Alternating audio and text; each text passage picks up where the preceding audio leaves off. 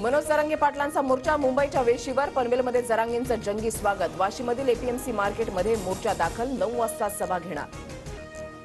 सरकारचं शिष्टमंडळ मनोज जरांगेंच्या भेटीला, नवीन जीआर घेऊन शिष्टमंडळ जरांगेंसोबत चर्चा करणार.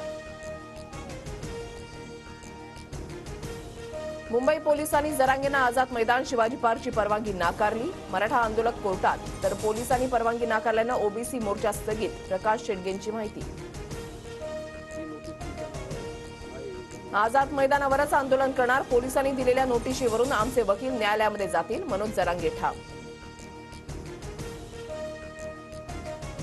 मी चर्चेला तयार, मुख्यमंत्री आणि दोन्ही उपमुख्यमंत्र्यांनी तोडगा काढण्यास यावं. जरांगेंकडून स्पष्ट.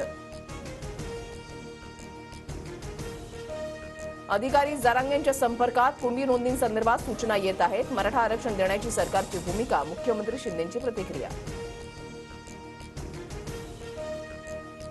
मराठा आरक्षणासाठीच्या आंदोलनाला इंदोरीकर महाराजांचा पाठिंबा. 26 ते 28 तारखेपर्यंत सर्व कार्यक्रम रद्द.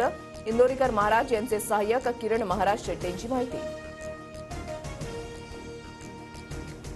आज 75वा प्रजासत्ताक दिन, देशभर उत्साहाचं वातावरण, विविध कार्यक्रमांचं आयोजन.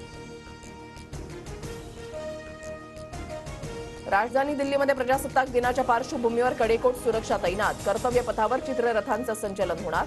संसदेमधील घुसखोरी प्रकरणानंतर कर्तव्यपथावर येणाऱ्या नागरिकांवर करडी नजर असणार.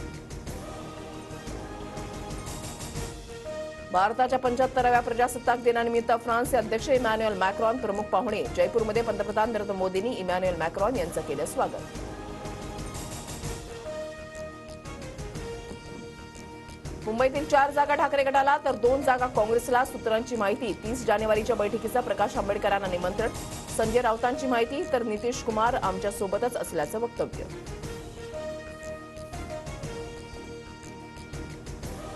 मोवियाच्या 30 जानेवारीच्या बैठकीचं प्रकाश आंबेडकरांना निमंत्रण. मात्र बैठकीमध्ये आंबेडकर न जाता त्यांचे प्रतिनिधी जाणार असल्याची माहिती.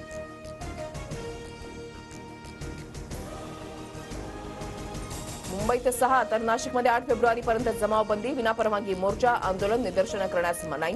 मराठा मोर्चा आमदार पात्रता सुनावणीच्या पार्श्वभूमीवर सूचना.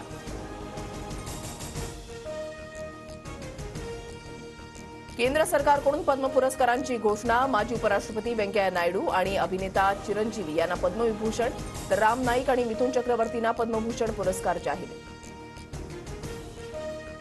इंग्लंड विरुद्धच्या कसोटीमध्ये पहिल्या दिवसाअखेर भारताची सरशी. पहिल्या दिवशी इंग्लंड 246 धावांवर ऑल आऊट, तर भारताच्या 1 बाद 119 धावा. यशस्वी जयस्वालची शतकाकडे वाटचाल.